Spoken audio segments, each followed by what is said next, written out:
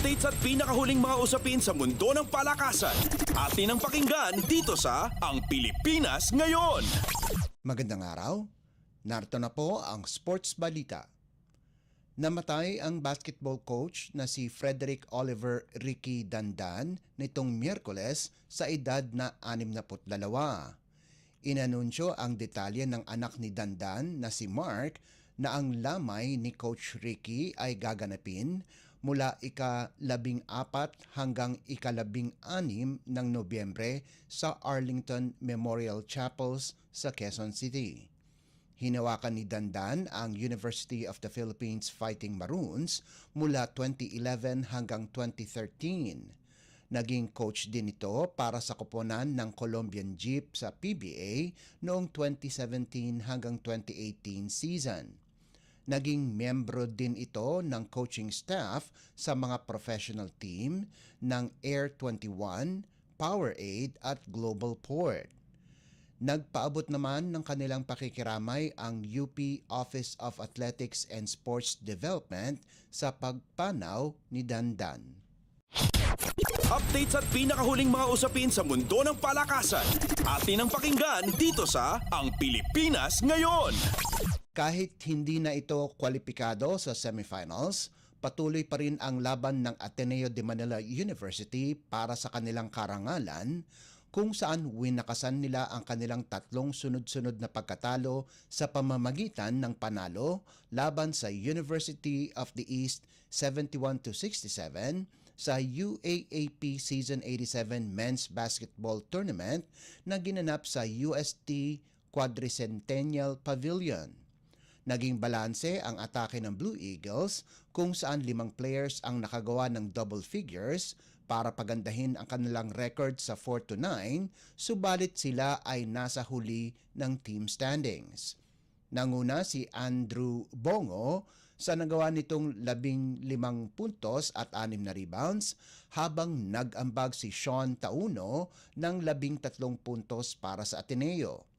Samantala, kapwa nakagawa ng double-double sina Chris Kuhn at Joshua Lazaro kung saan nagrehistro si Kuhn ng 12 puntos at 10 rebounds habang naka-11 puntos at 12 rebounds si Lazaro. Para kay Ateneo rookie Jared Bahay, nakalikom ito ng 11 puntos kasama na ang 3 3-pointers. Bumagsak naman ang UE sa 6-7 marka at may isa na lamang na natitirang laban kontra sa University of the Philippines. Isang panalo na lamang ang kailangan ng Red Warriors para makapasok sa semifinals. Updates at pinakahuling mga usapin sa mundo ng palakasan. Atin ang pakinggan dito sa Ang Pilipinas Ngayon. Isang panalo na lamang ang kailangan ng Mapua University para makumpleto ang sweep sa second round ng NCAA Season 100 Men's Basketball Tournament. Ito ay matapos talunin ng Cardinals ang San Sebastian College Recoletos 95-79 para sa 14-3 kartada. Garantisado ng pasok sa Final Four ang Mapua at talsik na ang Stags kung saan mayroon silang 5-12 record. Nagpakita ng gilas ang dalawang rookie na sina Yam Concepcion at Chris Hubilia habang limitado lamang sa aksyon ang mga veteranong sina Clint Escamis at Lawrence Mangubat.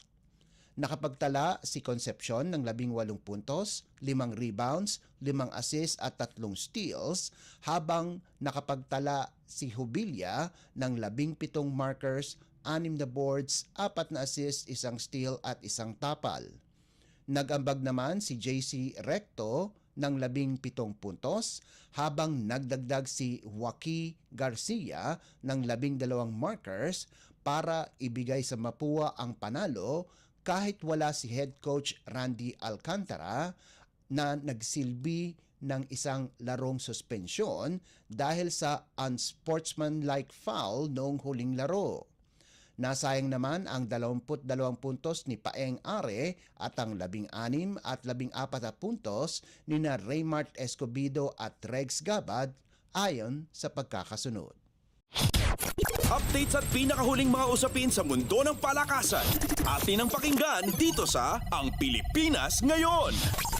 At yan ang pinakahuling balita sa larangan ng palakasan. Para sa Radyo Pilipinas World Service, ito po si Leo Magpayo. Magandang araw. Updates at pinakahuling mga usapin sa mundo ng palakasan.